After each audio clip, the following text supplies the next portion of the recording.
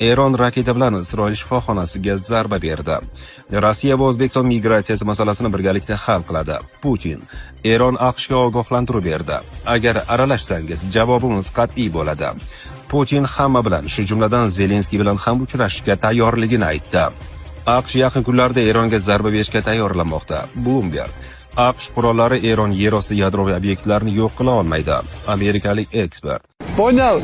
Я вернулся, понял, мне этот тротуар, мне похуй, я по дороге хожу.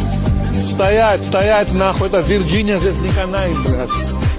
Eron AQShga ogohlantiruv berdi. Agar aralashsangiz, javobimiz qat'iy bo'ladi. Atab News xabar berishicha, Eron AQShning urushga qo'shilish holatida keskin javob berishini yana bir bor ta'kidladi. Eron tashqi ishlar vaziri o'rinbosari Kazem Garibavadi shunday dedi: Agar AQSh Isroilni ochiq qo'llab-quvvatlab urushga aralashsa, Eronda tajovuzkorlarga dars berishdan va o'zini himoya qilishdan boshqa chora qolmaydi. Bizda barcha harbiy variantlar tayyor.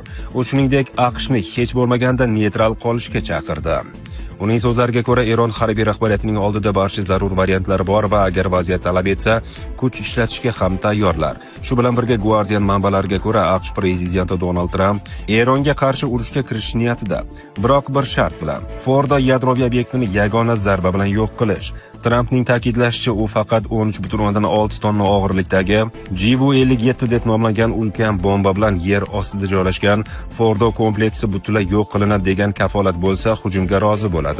Ammo Pentagon bu bomba Fordoni faoliyatdan chiqarish mumkinligini aytsa-da, kompleks to'liq yo'q bo'lishiga kafolat yo'q.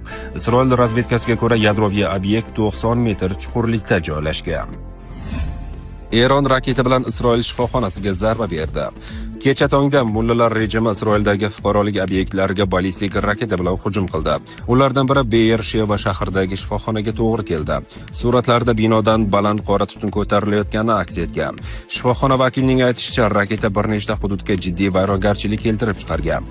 Qutqaruv xizmati ma'lumotlariga ko'ra, kamida 32 kishi yaralangan. Isroil sog'liqni saqlash vaziri Uriel Buso ushbu hujumni terroristik akt va insonparvarlik normalariga qarshi urush jinoyati deb atadi. Uning ta'kidlashicha, hujum tasodifiy emas, balki tibbiyot xodimlari va begunoh fuqarolarga qaratilgan. Tom boshimizga tushdi, portlash to'lqini meni yiqitib yubordi. Bunday holatni boshdan o'tkazmaguncha bunga ishonish qiyin, dedi shifoxona xodimlaridan biri. AFP agentligi reportyorlari Tel Aviv va Yerusalimda tongda portlashlar bo'lganini xabar qilmoqda. Ramat Gan shahrida raketa birja yaqinidagi hududga tekkan. Isroil armiyasi ma'lum qilishicha, Eron o'nlab ballistik raketalar otgan. Ularning ko'pchiligi yer atmosferasini tark etib, gipertezlikda kerakli nuqtaga yo'naladi. Bu raketalar yuqori tezligi tufayli osonlikcha